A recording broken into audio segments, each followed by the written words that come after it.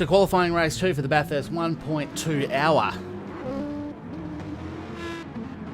We should have some good racing going on board here. Let's start with the leader and see if they all... Actually, let me go a bit back and we'll see if everyone can get through turn 1 unscathed. Okay, so it looks like the whole field's gotten through fairly well at the moment. Ooh, a bit of a... No, we have had a problem there. Someone back in the field has had a bit of a mistake. Was that... Looks to be Golly Green might have had a bit of a drama there on turn 1. And in fact, Cambo going very slowly up the straight. I'm not entirely sure what's happened to him there. Speed limiter stuck on. Is that what that is? Must be. That's not good if that's the case. See if he can actually snap out of it. There we go. Is he accelerating properly again now?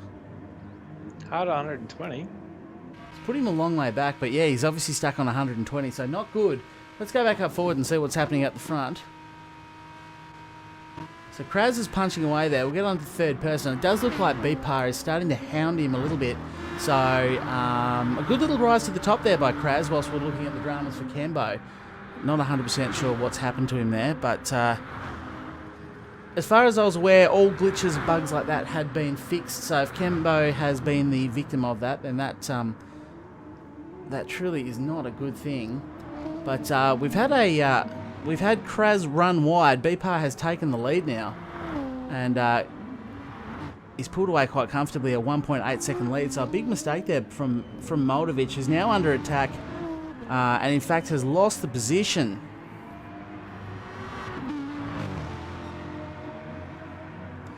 By the looks of it. So Moldovic back to third position after a... well, yeah, no, we'll see what he does there. But chasing down Kraz, it actually looks like Kraz is pulling away slightly again. So the pace is up. Let's check out how DJ is going. So he's got a nice even gap there, 5.7 second gap, but Betty is quite close to him. And in fact, Betty's just lost a position to Ruby Penguin there. So plenty of hard racing going on here, back in sort of that mid-pack area. That must be, yeah, 4th through to 7th. By the look of that. So nice close race, which is what you want to see given how low the numbers actually are.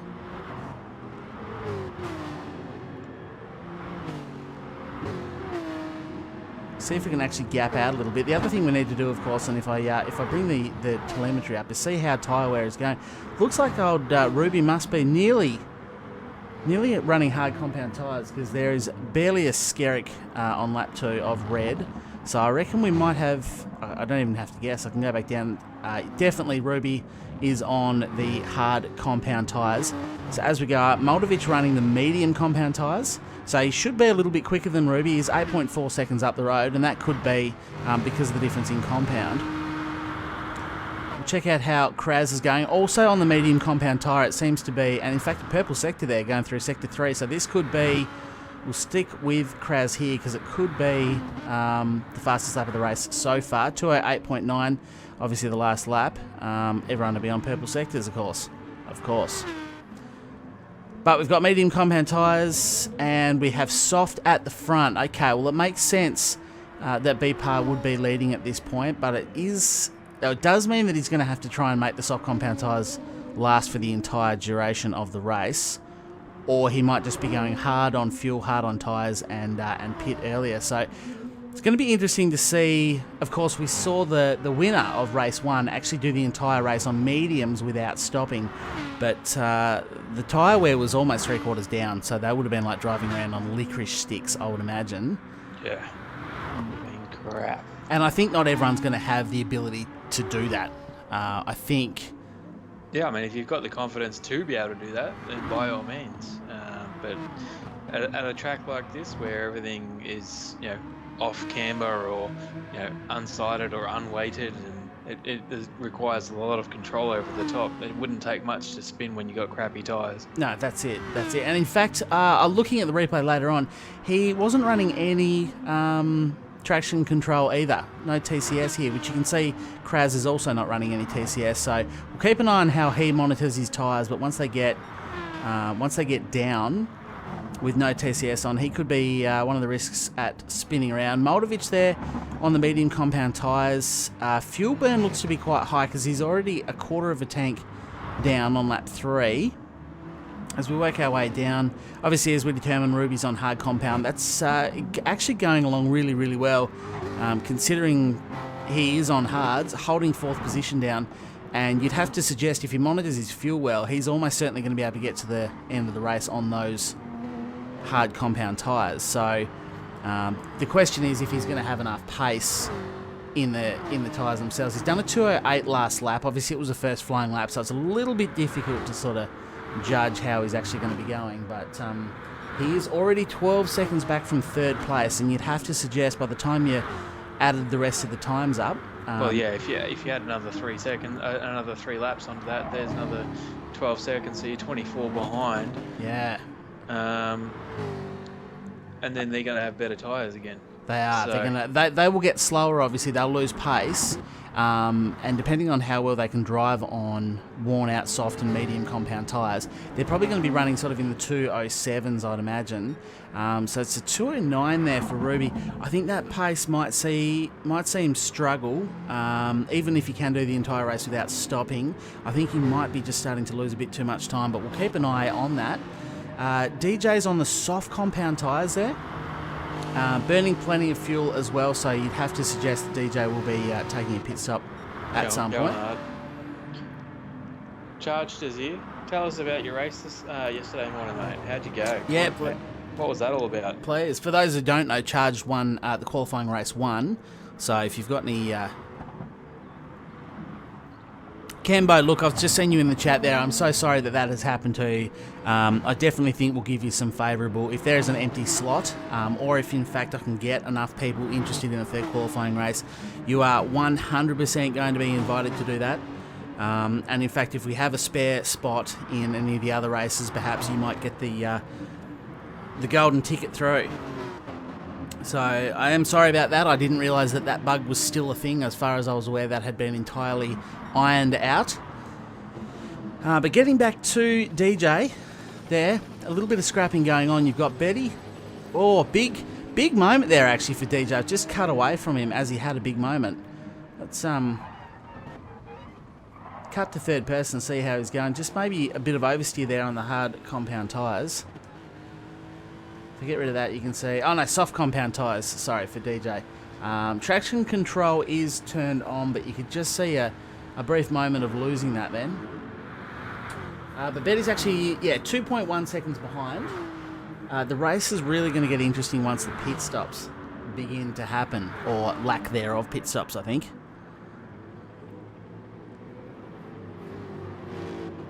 So, definitely BPAR's going hard.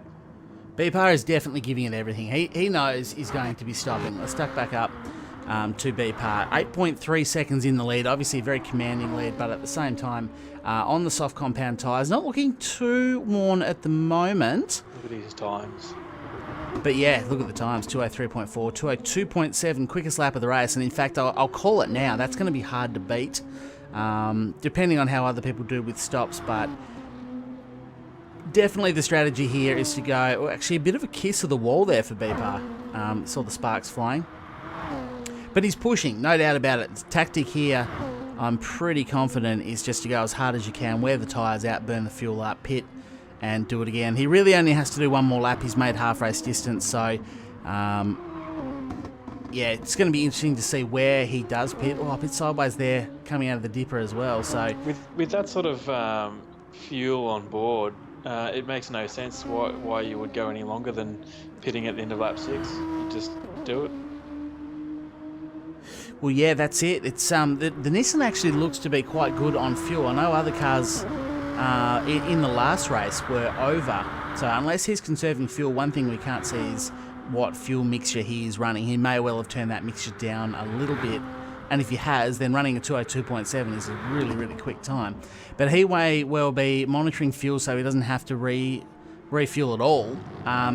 he can just duck in for a fresh set of soft compound tyres, get out and keep pushing on. But he does have an 8.5 second lead, so that is one tactic there. If we go back to Kraz, who's actually got a bit of a lonely race at the moment, 8 seconds behind BPAR, but also 8 seconds in front of Moldovic.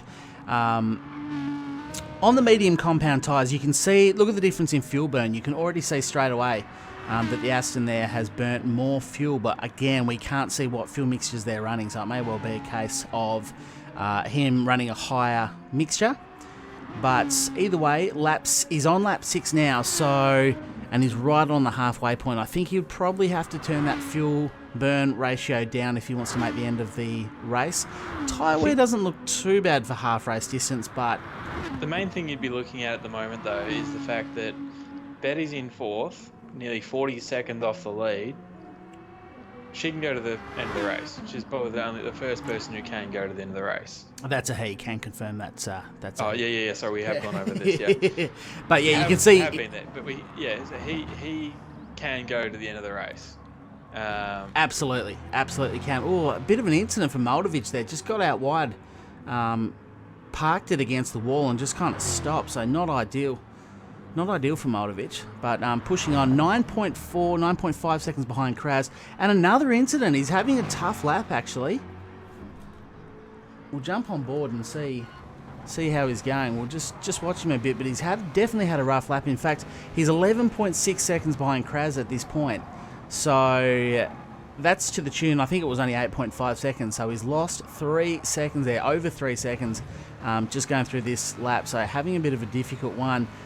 And the thing with tyre wear is I could see in the chat there people talking to Charged about looking after those absolutely rooted tyres in race 1.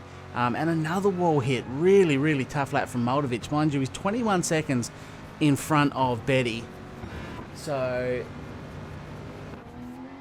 duck back out to third person for Betty. BPAR is in the pits. BPAR is in the pits. Let's watch the pit stop. That was always going to happen with the way he was pushing it. So it's going to be a fresh set of softs going on board there. And you can see about half worn. In fact, front right I'd say is maybe just slightly more than half worn. But getting back to actually tyre wear, one thing Charge did very well in race 1 to take the win was keep good, consistent. It was running 107s, I think, 106s, 107s on tyres that were over 3/4 worn. 207, sorry. On tyres that were over 3/4 worn. Now, I know from my own experience, once the tyres get under halfway, that's when my lap times really, really go badly. So it took a skill, especially with no traction control turned on. It definitely took a skill to race hard, keep the lap times up, and that's what won in the race ultimately. Not everyone can do that though. I know a lot of people. I know Willie himself, even before the tyres really get to 50%, I know Willie starts to struggle a bit on controlling the car, not having accidents and not ruining your lap times. But I think it's looking good for BPAR so far, because having done a pit stop whereby not sure if he put any fuel on or not. If he did, not a lot, because he's now under half a tank. Yeah, it's just under. But looking okay to make the end of the race. Yeah. But only 4.9 seconds behind Kraz, and I can tell you now, he's flying on this outlap. He's pushing hard, and I can see him. Look at the chunks of time he's taking off Kraz. There's now only 4.1. So we'll go up and check out Kraz. Tyre wears is down and on the medium compound tyres. So running 204s and 205s is actually still not bad for Kraz. I think on a medium compound tyre, that's as good as you're going to get. The problem I think Kraz faces, only 3.3 seconds back now, BPAR, absolutely flying on the outlap here. But the thing is, you can see running consistent sort of 203s and a 204 there before he pitted. I think Kraz could struggle based off time. Like when the soft compound tyres get worse, so the last probably 2 laps of the race are going to be the hardest for BPAR, especially if he's pushing too hard now. But definitely a concern for Kraz. He just needs to keep those consistent lap times up, sticking around about the...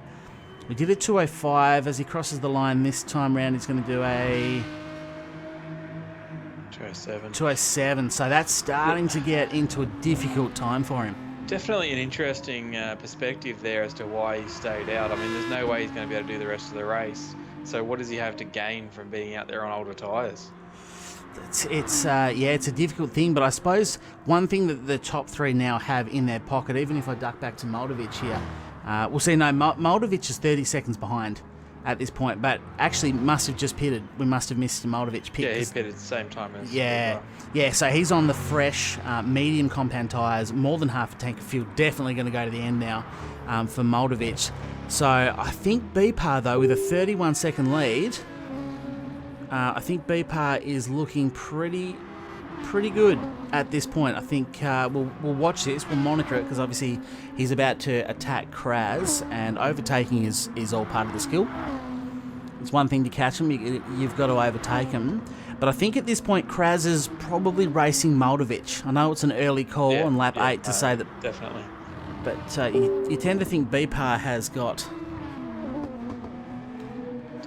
If I was BPAR, I'd probably just let off the throttle a little bit and just sit behind Kraz, because obviously he's going to have to pit. So this is going to help his fuel for the end of the race. Yeah. Yeah, it is. No, but there he goes, around the outside. He's just going to go around the outside anyway. Gets it done comfortably. That's just a grip difference. That is soft compound tyres coming out of Forest Elbow. I think Kraz also probably played ball a little bit there, to be fair to Kraz. Yeah. I don't think he fought that too hard. No. But, you know, with a quarter of a tank, how are we on differences of fuel? If I go back up, see, BPAR's actually got well over a quarter of a tank of fuel as well. Kraz is down to a quarter, so I think he has to pit. If I was him, I would be pitting. He's going in the pits now. He's going in the pits now, yep. I think that's definitely the right call, because he's racing Moldovic at this point. I think BPAR's got a very, very good lead up. And, you know, and it's his to lose at this point. But Kraz is racing Moldovic, so a fresh set of soft compound tyres. Now, one thing we did learn from race 1 is I think there is a bit of a bug whereby it doesn't show the tyre he puts on. So at the moment it's showing that he's got mediums on. We know he started the race on mediums. The game is showing that he's still got medium compound tyres on, but I don't think that's quite correct, because I know Moldovic is going down the main straight at the moment. Moldovic is front straight. Yeah, there you go. So Kraz just pulling out of the pits. Still a 9-second. In fact, 11 seconds as he stretches out. I'm comparing what I'm watching on my TV to the stream. Yeah, the stream's going to be... Which is obviously going to be... delayed. Delayed. Yeah, so... so Kraz... it's actually got quite a good lead, to be honest. But I would ignore the compound. It looks like Gran Turismo doesn't update that. If you start on mediums, it's just going to show that, regardless of what you switch to. I think with only 3 laps to go, you'd have to suggest that Kraz has gone to soft compound tyres and enough fuel to get him to the end of the race. Yeah, definitely. But I don't think he's going to catch BPAR. 23 seconds in the lead, as much as his tyres will drop off. And I'd say on the final lap, Kraz will be closer than that 23 seconds. In fact, Kraz may well start pushing hard here for the fastest lap of the race. That could be one thing he can take away. But Moldovic, I think that's sort of the top 3 at this point with 3 laps to go. I know it's an early call, but barring any mistakes, I think we might have him here just because of the size of the gaps. Obviously, from BPAR back to Kraz. You got 13 seconds further back to Moldovic. And then you got Golly Green, who's still going along with those hard compound tyres. Plenty of light flashing there. A little bit of a loose moment down through the S's, but I think Golly Green 4.7 seconds in front of DJ. That could be an interesting battle, because obviously Golly's going to be going to the end of the race without pitting. Unfortunately, just lacked the lap times, really. If we sort of go back to Golly's, he's lapping around about the 210s, 211s mark, with the quickest 209.5. The front 3 are just sort of that next stage up in speed, I think. But DJ... BPAR has just lowered the fastest lap as well to a 202.5. 202.5, yeah, okay, so BPAR possibly knowing that Kraz has dropped us off. But let's just stop for a minute and have a look at the tyre wear on the rear right-hand corner of DJ's car. That thing has got to be super difficult to drive at this point. Like, he's got to be seriously running out of grip. Looks like he's going to charge on towards the end of the race. I suppose you'd lose a lot of time, but he's running 211s. It was a 213, 211. We'll see what he does as he crosses the line this time around. It is a 215. Gee, I tell you what, I have to say, if that was me, I would have pitted. I'm not sure that rear right's going to get to the end of the race. think at the end of the day, if you like people like yourself who can generally run around in the twos and stuff, if you're getting out to a 7-second lap, a 2:07, you'd be thinking about changing your strategy. Yeah, I think you would. I think, and that's a lesson for the final, because you've got to remember that what we're all doing here is sort of learning as well. We're learning about tyre wear, the sort of pace you need to run. But look, I agree with you. I think probably lap 7 when he hit a 2:13, the tyre wear must have been getting bad. I'd have been thinking about a pit. Lap 8, he went a little bit faster with the 2:11, but I think without a shadow of a doubt, whether he pits or not, Betty is catching him, and understandably. Ooh, Betty on the grass there as we cut to Betty. Bit of contact, actually. Looks like he's pushed DJ out into the wall, so it all got pretty loose there. It all got really loose. But nonetheless, at the end of the day, Betty has now taken that 5th position off DJ. Fresh, hard compound tyres there still for Betty, so chugging along just fine. But as I say again, I'd ignore that compound because Betty pitted. I'm not mistaken there, am I? Betty did pit. Yeah, did pit. Yeah, he did pit. So yeah, I would imagine he's put soft compound tyres on and not hards. I could be wrong on that point, but gonna start pulling away from. Well, you can see Ruby Penguin has now taken over that 6th place from DJ. Yeah, he did have a bit of a moment in the S's where they both got him. Yeah. I think DJ, he's going to have to pit anyway. He's on the soft compound tyres. That rear right-hand corner has got to be pushing puncture. The only reason it won't puncture is because I don't have mechanical failures turned on. If mechanical failures was on, I can tell you now that rear right would be punctured.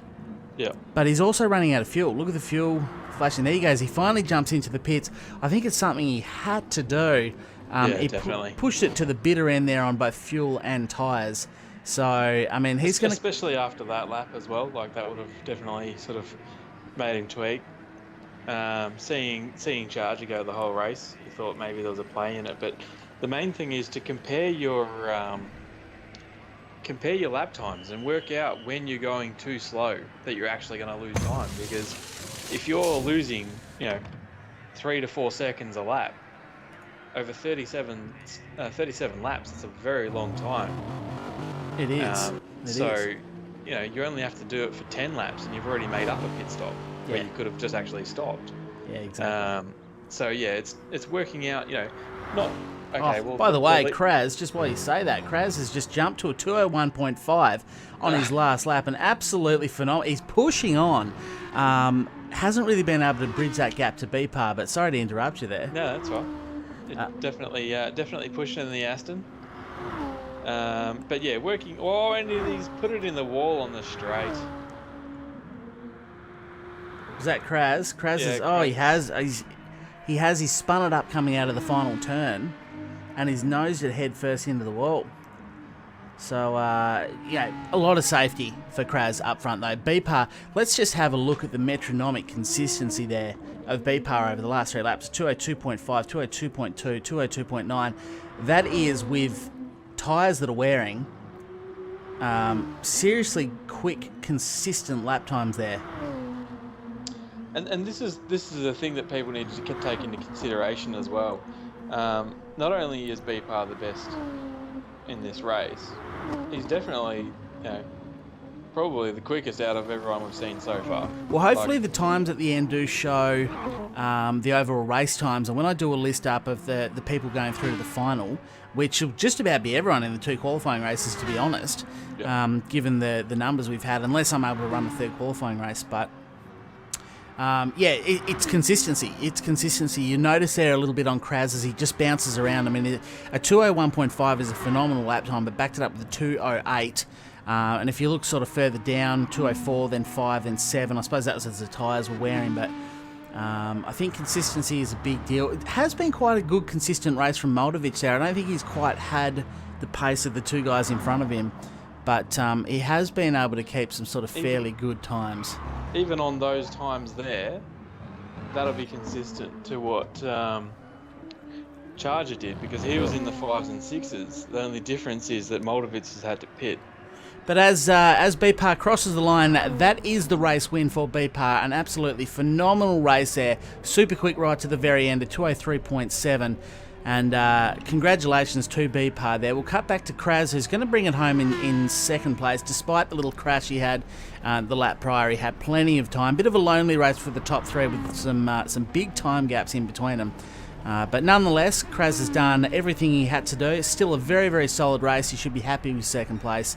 And it's backed it up with a 2:04.6 on the line. So everyone pretty tight on fuel, as you would expect. Moldovic, as I say, may not have ever had the pure outright pace and lap times, but did run a very good, consistent race. So yeah, congratulations. Very clean race, which is what you want to see. It'll serve him very well over 37 laps for sure.